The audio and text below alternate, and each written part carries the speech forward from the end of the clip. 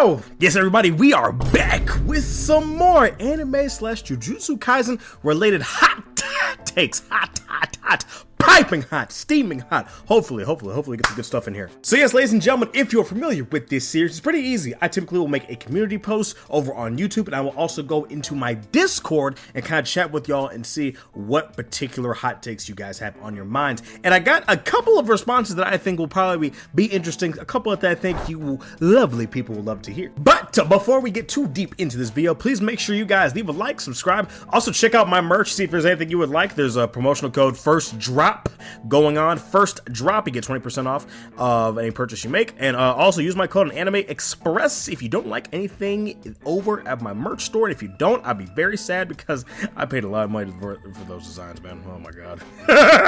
I spent so much money on YouTube a month. Holy shit.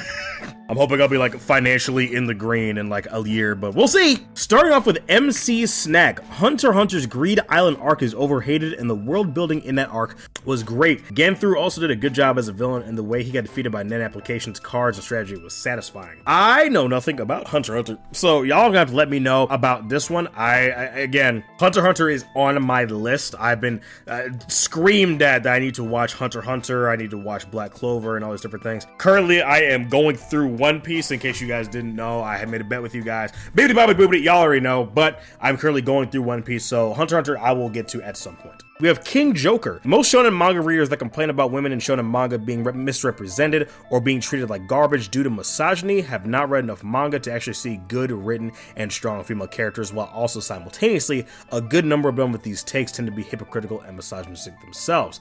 I agree with this take. I do.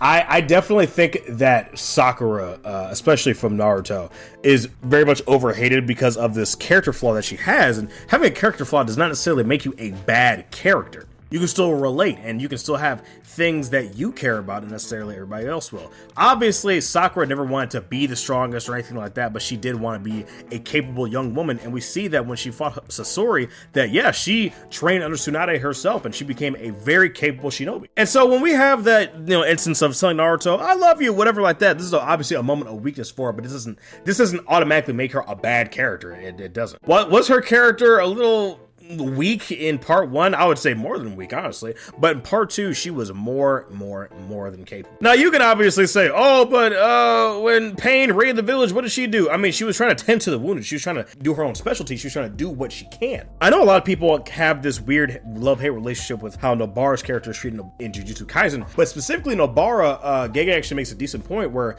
Nobara, she's a girly girl, right? But she only does it for herself. She doesn't care how society thinks or anything like that. She pays attention to her hair and her maintenance and her upkeep because that's something that she wants to do. It's not because that she feels that it's the woman thing to do, with shopping and all that. So I do think Nobara is a good instance of a well-written female character. I do. But yeah, I definitely agree with this take. This shouldn't be a hot take though. This shouldn't be a hot take, but I see what you're saying. My boy Snot, go subscribe to his YouTube. It's Otaku Talks. Go subscribe to him. Not every side character needs to be fully fleshed out before they eventually leave the story. I would be inclined to agree with this. I would. The thing is that people will get caught up in certain themes that the author wants to try to touch on, and they think that because they use a side character to convey this message, that it automatically makes them important and it makes them a necessity to the story, which is it isn't true. My Hero Academia, off the top of my head, does this a lot. Kirishima, you even have things with Mina, Shoji within the most recent episode and things like that. But we have these kind of like one-off things with some of these characters, and not say these characters leave the story specifically of My Hero Academia because none of the kids die, but like Nanami, for instance, we knew a lot about Nanami, but I didn't really care when he died per se, and that's just me personally. That's kind of an unpopular opinion that I have personally. But was he fleshed out? I would say that he was decently fleshed out. I just feel like we just didn't have enough time to get acquainted with him, is my personal thing, because you cannot flesh a character out, but then you can also still build them up to have an emotional connection with the audience. So I hear what you're saying though. We got Fumbus Wumbus. Also go subscribe to his YouTube channel. I got some talented people in my Discord, man. Also, y'all, dude, the amount of fan art y'all are making to me, dude, y'all I love it.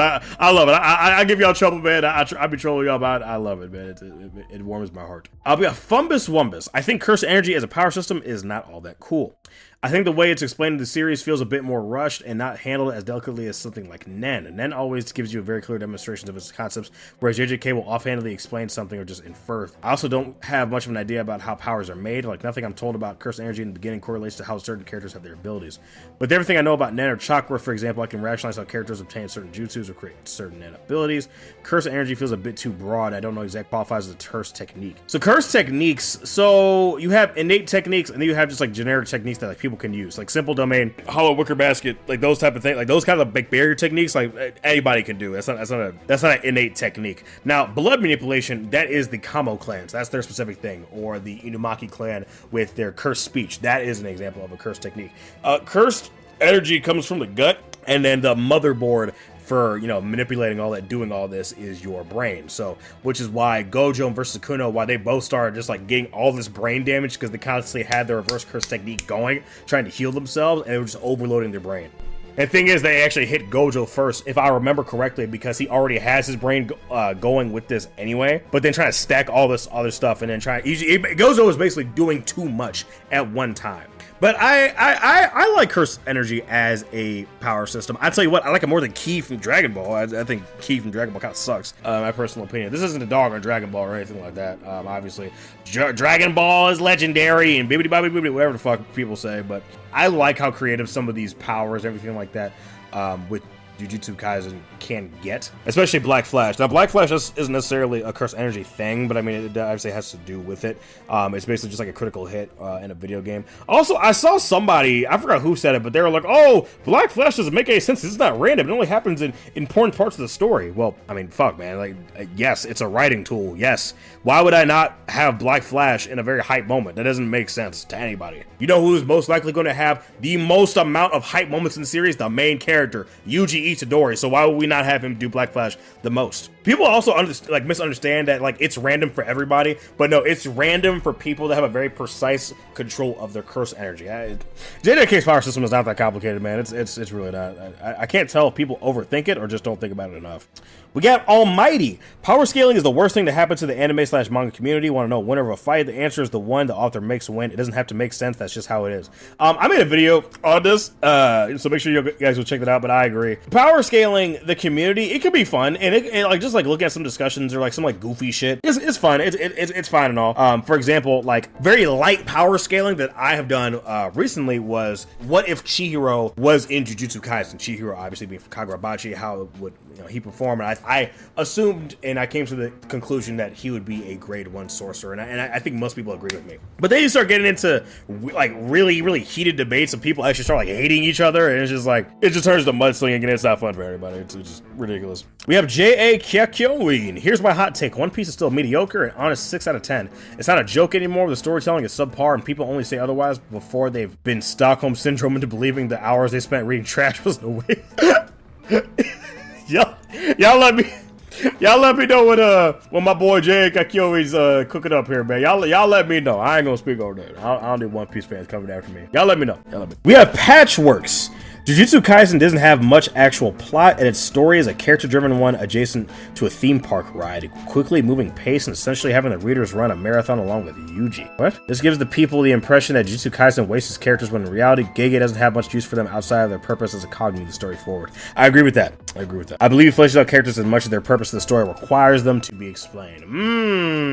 Okay, the second half, you're chefing up. I completely agree. The first part, to say that it doesn't have much plot, I don't necessarily know about that. I feel what you're saying though. Like, for example, Gene, right? For example, Gene. We know nothing about Gene except for the fact that he's obviously Yuji's dad, and he's a reincarnation of Sukuna's brother that Sukuna ate in the womb, right?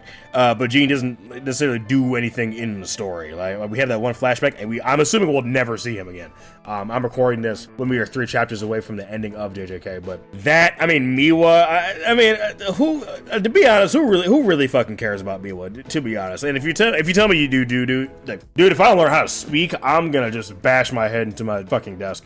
But like, if you tell me you actually care about me, well, you're lying. But somebody like Todo, it does rub me the wrong way that Todo just like came and went and disappeared for over 100 chapters. That does kind of leave me a little butthurt, especially since I want to know, you know, how he thought about Yuki's death. How we should have seen him at least train with Yuki once or twice. You know what I mean? Like, the only time that we saw him and his master who taught him all the jujutsu stuff, obviously alongside Udahime, was in a flashback near the beginning of the story. But like, that's it. It's weird stuff. I'm gonna make a video of this eventually, but I think Jujutsu Kaisen is extremely unconventional, but almost to its own detriment at certain times. But we'll see. And this is the last one we will leave off of here. I don't like that because Sukuna and Gojo are so powerful they can just break the rules of Jujutsu. I understand it's to show how strong they are at their limits are beyond that of average folk. It requires new rules to be made for them. But once Gojo is out of the story, it just can become Sukuna being able to bend the plot in half because he's just that strong. I love Sukuna's aura. Trust me, he's amazing. But just because I like a character does not mean I will forgive blatant bad writing for the sake of making a character look cool.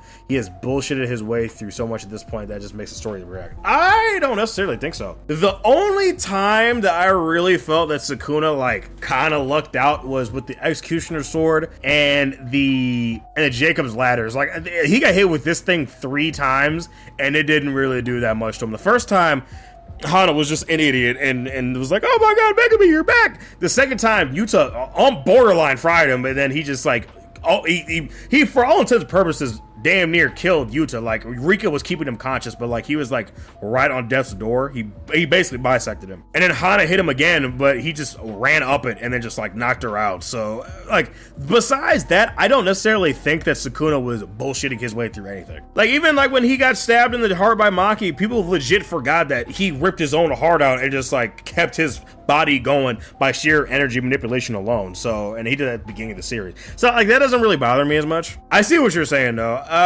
The quickest example I can think is something like Avatar: The Last Airbender, where at the end of the original run, where Aang takes away Ozai's bending, it was just something that was just never thought to be done before, and people just hadn't considered to be done because who the fuck is that strong? Who has this power to do this?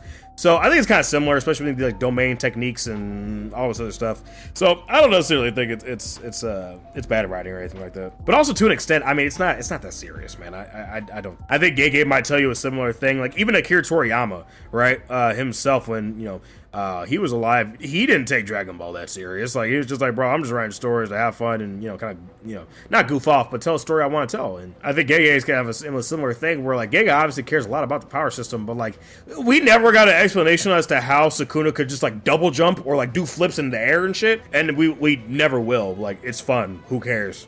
Like, do you really need an explanation for it? It's gonna be nonsensical regardless. So, you know. But yeah, that will do it for this last round of hot takes, man. Let me know what you guys think down in the comments below with this round here. Anyway, guys, me, boy, Daffy, guys, thank you guys so much for joining me on this video. Please make sure you leave a like and subscribe, and I will see you in the next video. Y'all make sure you take care of yourselves, guys, and have a good one. Peace.